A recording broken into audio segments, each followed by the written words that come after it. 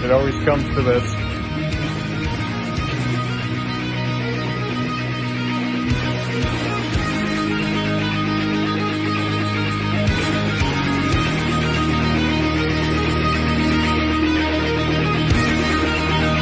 More nice.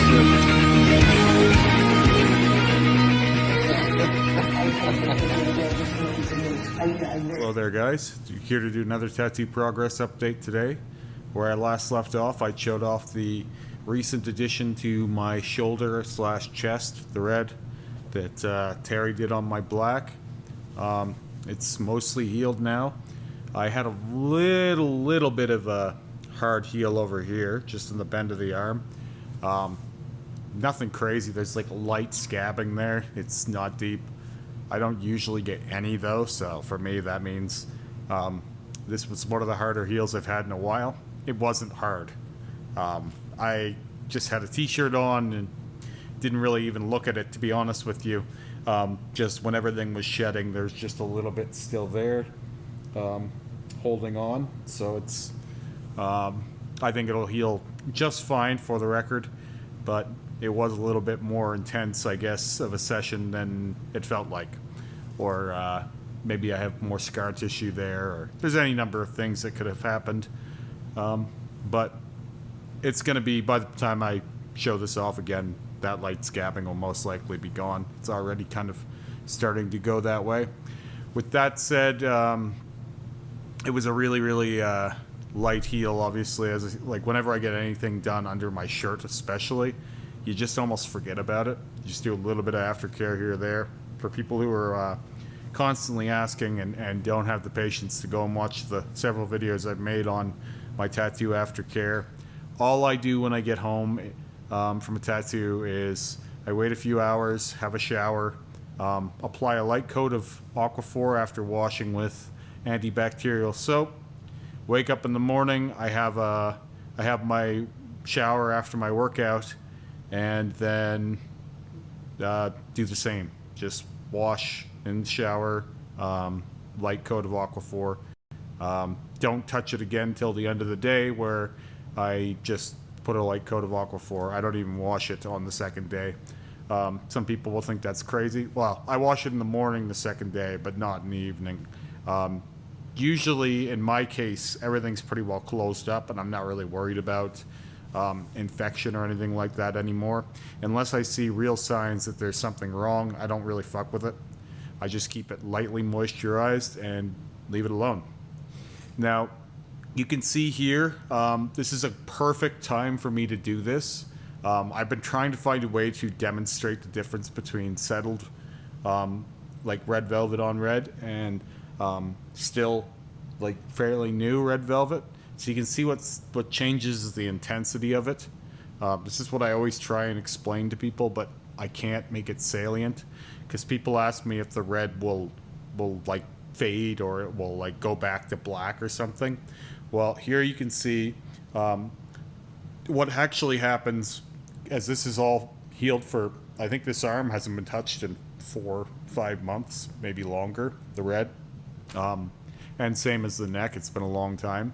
What actually happens is it reaches this sort of tone with the black, like it blends with the black and it kind of fades back, like it does this sort of, it's almost like it dulls, so it won't remain that vibrant for very long. It seems to happen within the first few months, and then it just kind of hangs out that way. Like all the colors do that. This red is, I think, about 1.5 years old or something now, so once it reaches its saturation point and it kind of does its thing where it blends in with the black, it doesn't really move much more than that, near as I can figure. I mean, maybe in 10 years I'll have something different to tell you, but so far what I've observed is it stays more or less the same after the first initial settling that happens, and then it becomes like any other color tattoo. And that's why I do believe there's something to this thought that I have of, if you hit it again after it's settled, it's more like you're doing a red on red tattoo rather than a red on black tattoo, which is the reason that I do plan on doing a third pass on all the red on my arm in the next few weeks here. I think I've got, in 2 weeks, I'm doing the first section, because I'm going to do it in 2 sections. And then in 3 weeks, I'm going to do the other section. So it'll either be top and then bottom, or bottom and then top, third pass of the red. I've done this, each time I've done the red, it's been done in 2 sections. I don't do this one-shot blackout thing, really. Red out in my case. I want to heal well, especially with working on scar tissue. It's important to take your time, and patience is generally rewarded with better heals and less dropout overall. With that said, I'm expecting what to happen is I'm expecting it to be somewhat more like that kind of concentration. So still dark, not bright, but just a little less dull.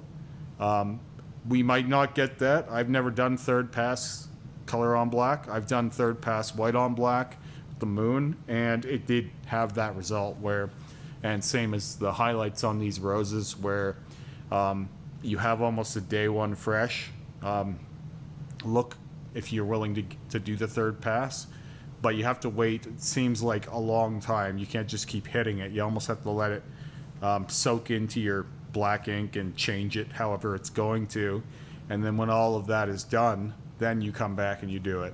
So for example, this moon was done 3 times over the course of 3 years. Now I haven't hit it at all this year. I am thinking about doing it though, just to see what a 4th pass white would look like, because I haven't done it. And it's not because I need to, but because I'm deeply curious. But I've already talked about that. So yeah, I'm very happy with how this looks. Again, it will chill out more like this, but there's some spots in here that aren't as solid as others. You can see in the light where the black pulls through more. So it will be a second pass, as all of my color on black typically is going to be a second pass. Yeah, moving along, I had another session with Rick yesterday. It was actually a pretty good session for what it's worth. It was still probably only about an hour and a half, but we got 2 separate things tackled. So we did the pink, red on black, and a little bit of blue right here. And we did a few little highlights in the face on the chest. See if I can move this down a little for you guys. It's nothing that looks immediately like recognizable until you're right up on it. That you can see that everything is just a little more clear and defined. These are the kinds of tweaks that will be coming to the face of, or the chest piece. Is just little tweaks now. Every now and then I'll go back and, like, since it's staying how it is, like, all we really need to do is just make refinements on it. It seems like once it's in there, so you can just keep making it better at that point. And since I don't mind working on my chest, I think that every few months I'll probably do something similar where I'll go and I'll make a tweak. I'll polish something up, because in my mind, the piece is only ever done when you're done with it, and I feel like it could still be better. Obviously, there's going to be some people out there who are like, yeah, of course it could be better. Like, a lot of people didn't like my chest piece. Some people did. But, you know, there's no accounting for taste.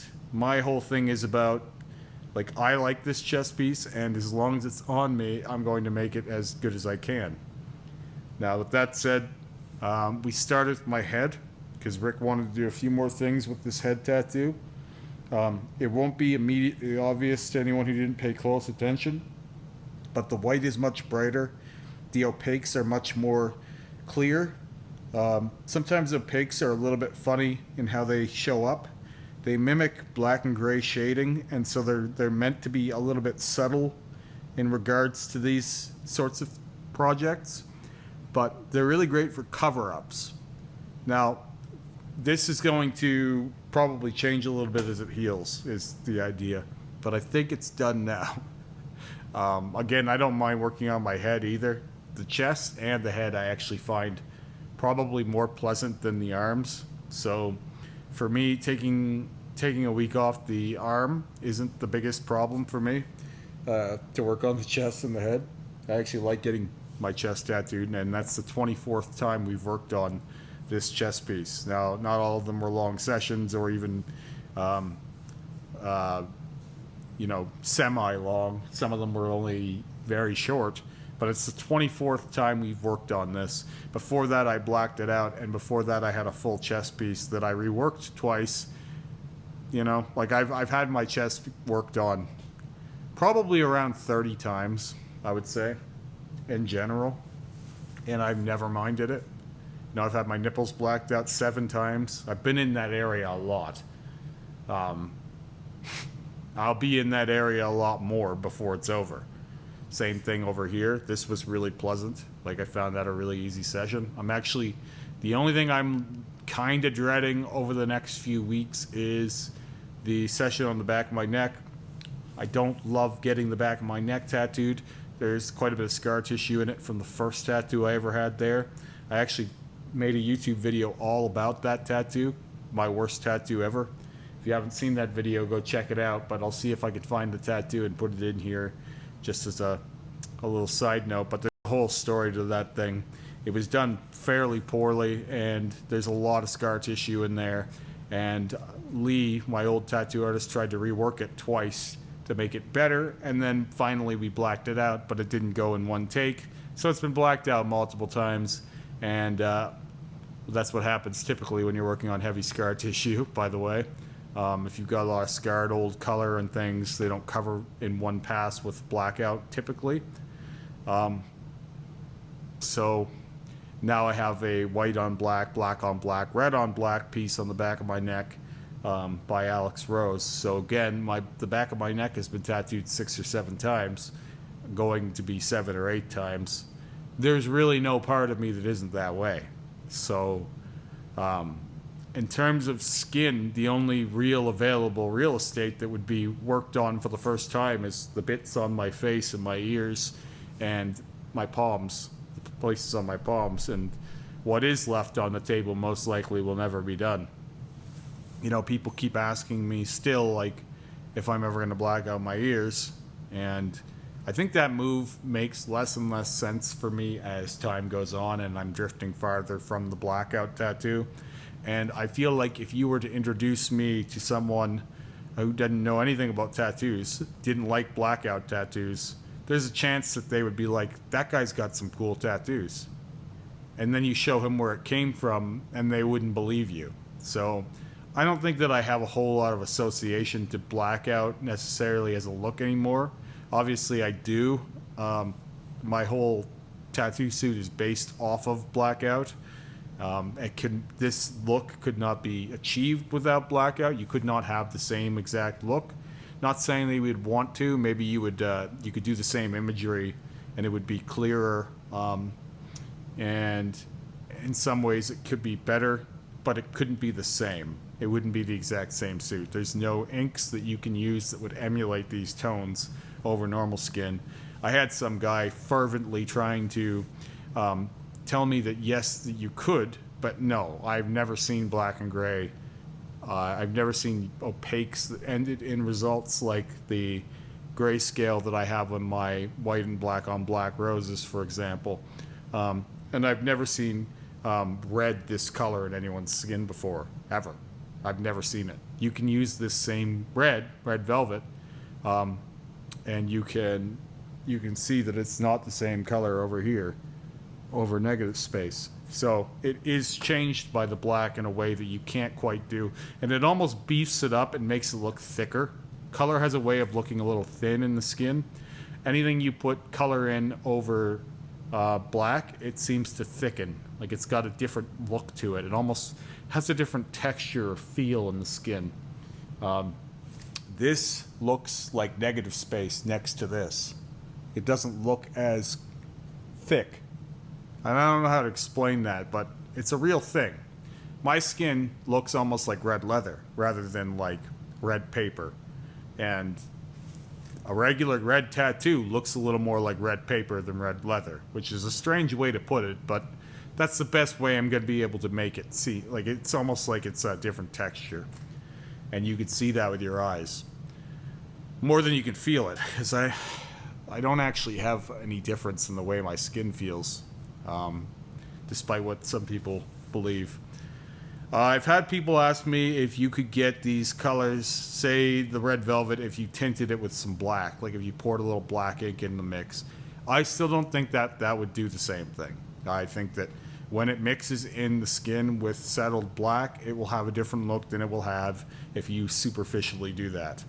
I have not tested that. You can feel free to. I would love if someone could share those results with me. Obviously, I'm not going to do a sample of that on my nose or something. The few places that I have left where there's negative space to try such a thing. If I had tons, if I had 4 or 5 bodies, these are the kinds of things I'd be doing all the time. If I had 9 bodysuits, I'd tattoo all of them. And I'd get done probably faster than most people finish one. That's not me bragging. It's just I have an intense interest in the process of being tattooed. When I was going real crazy with tattooing, I always had some tattoos, quite a few tattoos, more than most people for most of my early 20s and mid 20s. When I got into my late 20s, I got real heavy into getting tattooed all the time. I had this ambitious goal of being fully covered by the time I was 35. Well, I turned 35 soon here. I'll be 35 by the time this airs.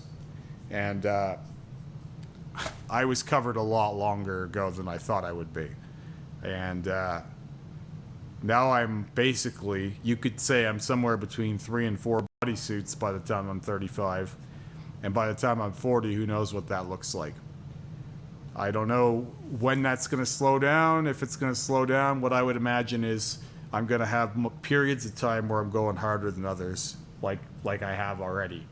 I feel like once I get both my arms finished, and I want to rework my torso and obviously the looming back piece and just tidying up what I've already got, more and more I believe I'm just going to have big pieces and small pieces on my legs, and I may not ever have full leg sleeves. And that's partially because I like too many different tattoo styles, and though there will be some themes carried from the top to the bottom of my bodysuit, I believe that I'm going to end up with an eclectic mix like I did last time on my legs, where my legs become more like sticker sleeves or some form of sticker sleeve. I may have some apprentice tattoos, some white and black, some people's first shots of black and white on black on my legs, different knickknacks along the way, guest artists I meet, little souvenirs. It was very novel for me that Alex Rose was able to do a white and black on black tattoo on the back of my neck in one session without ever having done anything like that before. So that says to me that I can talk someone through doing that again. Pretty well any tattoo artist that can run a machine and saturate, it's going to be able to do that. So that means that I can use my legs as a bit of a collection of different artists that I'll meet over the years, and I have a feeling that that's going to be a lot more than it has yet. So there is a reason I haven't touched my legs in a while, and people have asked me, where are your legs? Why don't you talk about your legs? Why don't you show off your... Well, first off, I do show off my legs quite often. Second off, I'm not talking about them all the time because I haven't been working on them. Third, I do plan on working on them again, but like I said, as time goes on, more and more I'm thinking that there'll be scrapbooks and collection stuff rather than big cohesive themes. I've spent a lot of time working on cohesive sleeves and torsos and shit like that over the years. It might be fun to just have a little collection of knickknacks from along the way again, which I already had on my legs, and I can always add more. I don't forget any of my old tattoos, and I've got a lot of room. I've got a basically empty canvas on both of my legs for more. There are a few tattoos on there, but nothing too crazy. I've got 2 big portraits on the backs of my thighs, and that's it. So basically empty canvases once you wrap your mind around black as a clean slate. Like Blackout tattoos as a clean slate. Anyway, I'm not going to bore you guys anymore. I'm sure some people have already tuned out. These have always just been video diaries for me. That's all they're ever going to be. There's some people waiting for some crazy editing to come into these. There's some fast cuts and B-roll type shit. You're not going to get any of that with me. I'm sorry if that upsets you, but I'm not interested in that stuff myself. I wouldn't watch it. I don't consume it now, and I'm not looking to make that stuff. I don't care if it would get me more followers. I don't care about making more money on YouTube. I'm surprised that I became monetized. I'm surprised that this channel took off to begin with, and I'm not planning on changing the formula to appeal to a broader audience either. Nothing about me has ever appealed to a broader audience. I'm not going to start now. Anyway, I'll talk to you guys again soon. Have a great day.